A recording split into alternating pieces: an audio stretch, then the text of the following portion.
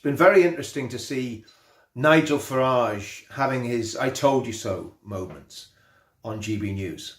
And of course what he's talking about is the sectarianisation of British politics and Islamists standing all over the country on the Free Palestine ticket and from the river to the sea ticket and the I support Hamas ticket. And Farage has been saying, well, I warned this was going to happen. I told you this was going to happen.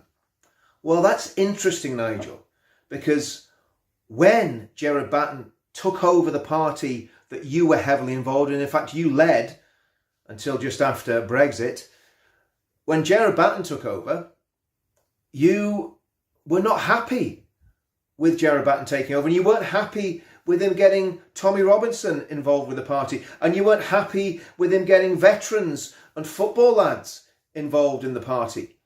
And in fact, what actually happened, as this video that I'm about to show you everybody will see that I'm not making this up. These are words straight out of Farage's mouth. What happened was we lost an opportunity. And you'll see it in the video that I'm going to show you now. We lost an opportunity. Gerrard Batten wants to do is get this, frankly, thug involved with the party. I was very insistent as leader that nobody could join us if they'd been former members of the EDL or the BNP. I did not want the far right getting involved with UKIP. I wanted to make tough arguments about illegal immigration, what was happening in the Mediterranean, all the rest of it, without any taint, of racism or Islamophobia or whatever it may be. And I can't believe that the current UKIP leader wants to welcome in the founder of the EDL. But worst of all, they're now planning a rally in London on the 9th of December where Robinson and Batten will speak. It's a march through Westminster. I know what will happen. It'll be full of skinheads and people with tattooed to the eyeballs. They'll all be drunk before they get there. There'll be punch-ups and God knows what. And the next day, it's the vote on the Brexit thing. I mean, and this is how Brexit will look. It'll look like a bunch of far-right football thugs, and I am absolutely disgusted by it. So I've held my silence as a former party leader until now, but we now have to get rid of this bloke as leader, because he's not just damaging UKIP, he's damaging Brexit. 25 years of my life to take a fringe organisation to winning a national election, to forcing a referendum, to helping to win it. On paper, UKIP is the most successful party in history. And to see it now be dragged into literally the street, literally street fighting, yobby, thuggy, nasty, extremist, racist, I'm heartbroken by it. And what was that opportunity? Well, when Nigel was calling us skinheads, tattooed thugs, there was going to be riots in Whitehall. We were going to wreck the place. Of course, the demo he's talking about, I could show you a video of that as well. It was totally peaceful, good-natured. People of all backgrounds, middle class, working class, standing together, supporting UKIP, supporting the party that could have made a massive difference in the country. And the reality of this is, and it's a lesson that we should all learn when we're looking at reform and any other party. If UKIP had kept going in the direction of travel that Gerrard Batten was trying to take it in, and Gerrard Batten is probably the greatest leader that Britain never had, thanks to the higher echelons, the deep state, the deep state in UKIP, let's just say, and we saw what Farage says in this video. We've just seen it. He said he needs to go, talking about Gerrard Batten. So there was a coup within UKIP, and Gerrard was removed, and I can't even remember the name of the guy that took over, but it was a complete farce. So we would have had a party that by now, it would have been doing exactly what Reform's trying to do, except that it would have had all the structure. It would have been a party that was awake on the danger and threat of Islamism and Islamists and radical Islam, whatever label you want to put on it. We all know what I'm talking about. It would have been ready for this election, and we would have been in a position where we could have wiped the floor with the Conservative Party and with the Labour Party, because the Labour Party is always going to split. The Labour Party now can only go in one of two directions. It can either completely compromise with the Islamists, which I believe it will do, especially with this all-party definition of Islamophobia, which we've talked about on many occasions before. So I think the Labour Party will either split or it will compromise. And my bet is that Starmer will find a way of compromising and giving Islamists their little shopping list and their wish list. And of course, once you've been held hostage, the hostage taker is going to keep coming back for more and more and more and take every single pound of flesh that he can get out of you. And that's what's going to happen to the Labour Party with the Islamists. But instead of that, we've got the Reform Party, a plastic party that polled appallingly in terms of actually getting seats. Yes, they got the vote out, but it's a wasted vote because all that vote does is give the Labour Party a majority. And my recommendation to anyone, I'm in Northern Ireland, I'll be voting for a unionist unity candidate in my constituency. And again, deep staters are trying to get at him as well, but that's another story. If I was in England, and I hate to say this, if I was in England for the next election, I would vote Conservative. If I was in Scotland, I'd vote Conservative. Because the last thing that we want is Labour by default getting a whopping great big majority, because that is going to be a disaster for the country.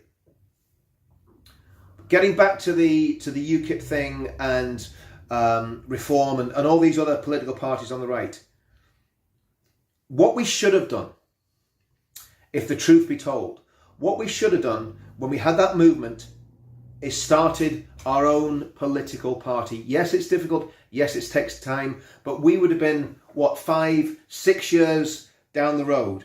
We should have started something ourselves. And what I'm suggesting, we can't join another party because the parties that are already established, they're not gonna bend to us. They're going to try and get us to bend to them. So what we need to do, we need to start our own party. It's as simple as that. We should have done it when we did the UKIP thing. And again, I've got to put my hands up. I was heavily involved in the UKIP thing. I was heavily involved in trying to get Gerrard elected as leader. There was a lot of stuff went on in the background. I was heavily involved in trying to bring Tommy and UKIP together. And the reality is, it was a bad fit. So what we need, and we're not going to have it in time for this next election, and even if we join some micro party, it's not going to make a difference. What we need is a well-funded, well-organised, serious political party that represents the British working class, that is centrist, that is very, very strong on Islamism, very, very strongly against the extremes, whether it be the communists on one side or the goose-stepping lunatics on the far right, very, very strong against anti-Semitism, and very, very, very pro-British and pro our Judeo-Christian heritage, and pro-promoting our country as the great country it is. A real, genuine, middle-of-the-road, centre-ground, patriotic party that is the party for all the people of the United Kingdom, but stands against the extremists that want to destroy this country, whether they be globalists, whether they be communists, whether they be fascists, or whether they be Islamists. We need a party that's against all those. And there isn't one. That's the truth. There actually isn't one. You can tell by the policies that the Reform Party are putting out. And the smaller parties, they do not have the strength in numbers. They do not have the financial backing. So we need something big. We need something that is well-funded and has some very, very clever people in it. And that needs to happen. Like I say, it will not happen before the next election, or not in a way that will make a difference. Because at the minute, the last thing we want to do is give the Labour Party by default a massive majority that they don't deserve. The thought of a Labour Party in government is absolutely horrific. So that's what I'm making this video for. I'm just putting it out there. We need a new party. And we need it to be ready to be very, very serious in, is it 2029, the next election after this one, I think it is.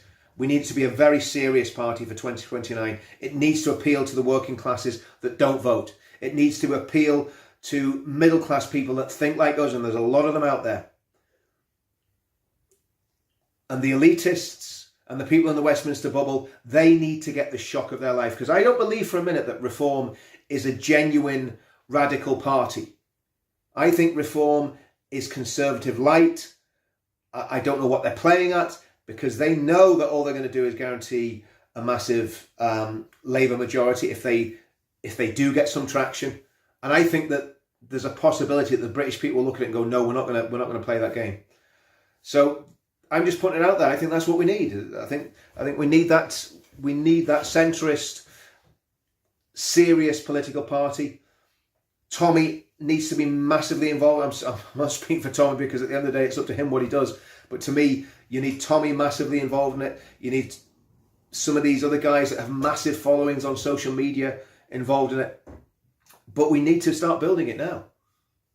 That's my opinion. I think that the country is in a dire state and a dire situation, and there is no alternative out there at the minute. And in terms of how we do that, well, it's going to take a lot of work. It's going to take a lot of time. It's going to take a lot of blood, sweat and tears. But it needs to be done, and it needs to be done fast. So just putting it out there, be very, very wary of Nigel Farage and any party that he has anything to do with.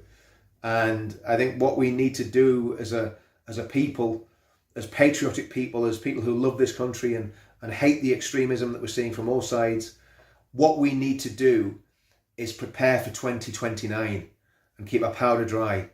And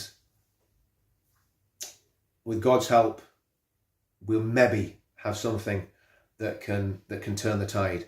But the clock's ticking, and I think we're in a very serious situation, and we need to think very seriously about what we all do next. See you all soon.